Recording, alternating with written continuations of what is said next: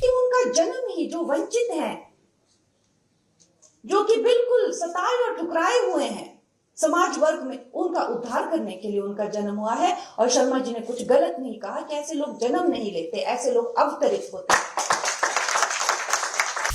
उन्होंने अपनी बागडोर संभाली तो ऐसा लगा महिलाओं के लिए तो कोई मसीहा ही जैसे आ गया है।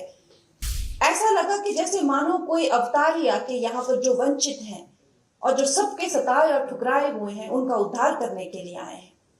मैं ये नहीं कहूंगी कि हमारे प्रधानमंत्री जो हैं वो एक आशा की किरण है या वो एक सिल्वर लाइनिंग जिसे कहते हैं, वो हमारे लिए एक सिल्वर लाइनिंग है। ये कहना एक बहुत बड़ी भूल होगी, क्योंकि वो एक फुल ब्लोन ब्लेजिंग सन है, वो चमकता हुआ सूरज है, उसको सिल्वर लाइनिंग कैसे सोच सकते हैं।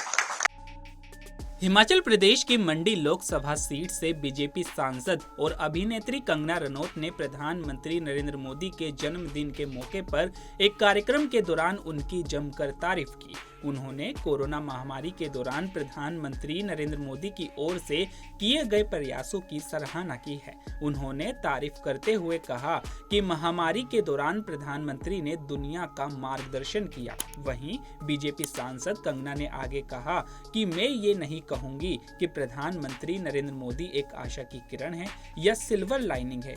ये कहना बहुत बड़ी भूल होगी, क्योंकि वो एक चमकता हुआ सूरज है। सिल्वर लाइनिंग कैसे कह सकते हैं? ये सूरज पूरी दुनिया को प्रकाशित कर रहा है। वहीं बीजेपी सांसद कंगना रनौत ने आगे क्या कुछ कहा, देखिए वीडियो। हम थर्ड बिगेस्ट इकोनॉमी बनने जा रहे हैं। हमें पंख लगते हैं, हम चांद पर लैंड हो जाते हैं। इस तरह की जो अद्भुत जो बातें हैं ये सिर्फ मात्र 10 सालों में हो रही है। आज हमारे नेता ना कि सिर्फ हमारे देश में ही चहीते हैं, जबकि पूरा विश्व में वो सबसे लोकप्रिय नेता है। और अगर देखा जाए तो उन्हें कदम कदम पर जिंदगी ने इस तरह से तराशा है। जब एक बालक जो है अपनी माता को इस तरह की परिस्थितियों में देखता है कि 6 बच्चे हैं, पिता का हाथ भी सर पर नहीं है, दूसरों के घर में कपड़े धोना, बर्तन धोना, अवश्य ही वो बालक जो है जिंदा रहने के लिए, सिर्फ जिंदा रहने के लिए अपने भाव को उसे कठोर करना होगा। क्योंकि वो क्या देखे, वो अपने भाव को वो कैसे जिंदा रखे। लेकिन उससे वो उल्टा करते हैं। महिलाओं के प्रति उन्हें ऐसे विशेष भाव और ऐसी संवेदनशीलता हो जाती है, क्योंकि उनका जन्म ही जो वंचित है, जो कि बिल्कुल सताए और ठुकराए हुए हैं समाज वर्ग में, उनका उद्धार करने के लिए उनका जन्म हुआ है। और शर्मा जी ने कुछ गलत नहीं कहा कि ऐसे लोग जन्म नहीं लेते, ऐसे लोग अवतरित होते। तो जैसे ही उन्होंने अपनी बागडोर संभाली तो ऐसा लगा महिलाओं के लिए तो कोई मसीहा ही जैसे आ गया है। चाहे उनके लिए सबसे पहले शौचालय या उनको धुएं के अंधकार से कि इन सब बेटियों माताओं को जो है गैस चूल्हे दिए जाएं, उनके नाम के अकाउंट खोले जाएं, बेटियों को जो है वो पोषण के लिए, गर्भवती बेटियों को पेंशन दी जाए, इनके लिए जो है मकान बनाए जाएं, न जाने कितनी योजनाएं। अगर मैं गिनाने बैठूं तो शायद वक्त मुझे कम पड़ेगा। बेटियों को जो है वो पॉलिटिक्स में रिजर्वेशन दी जाए।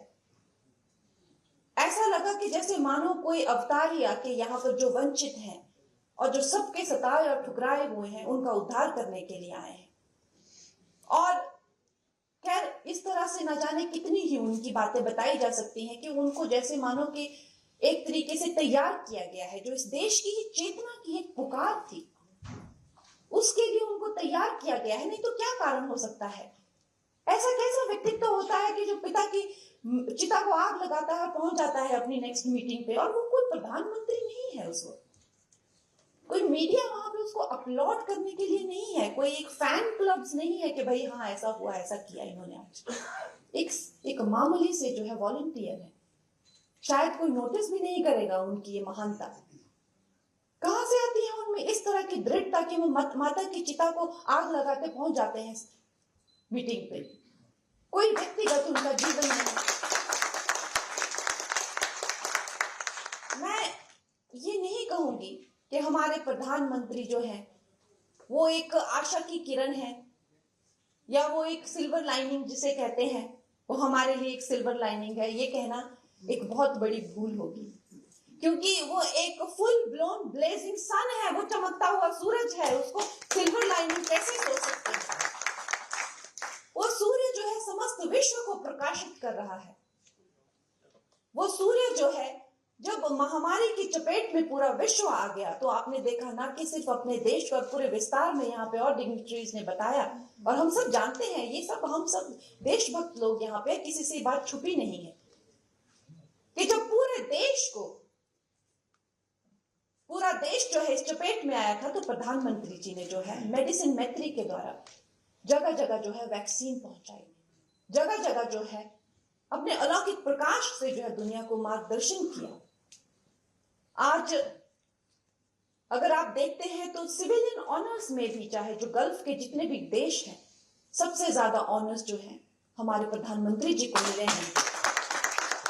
ये जो सारा दिन सेक्युलरिज्म का झुंझुना लेके घूमते हैं, इनसे पूछा जाए कि असली सेक्युलर और असली लिबरल पर्सन कौन है, असली फेमिनिस्ट पर्सन कौन है, तो इनको ये लोग बोलेंगे नहीं, लेकिन अपने दिलों में ये भी जानते हैं कि असली सेक्युलर और लिबरल और फेमिनिस्ट अगर कोई है तो वो है Narendra Modi.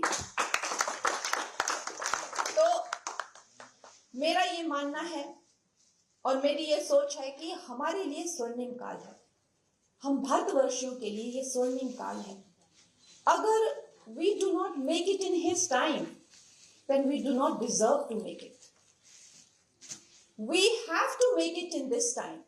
We have to make it in this time when Narendra Modi ji is guiding us, he is leading us, क्योंकि ये हमारी ही चेतना की पुकार है जो उन्होंने ये अवतार लिया है और इस रूप में लिया है, और ये हम सब का दायित्व है, इस समाज का दायित्व है कि हम उनसे अपना उद्धार कराएं।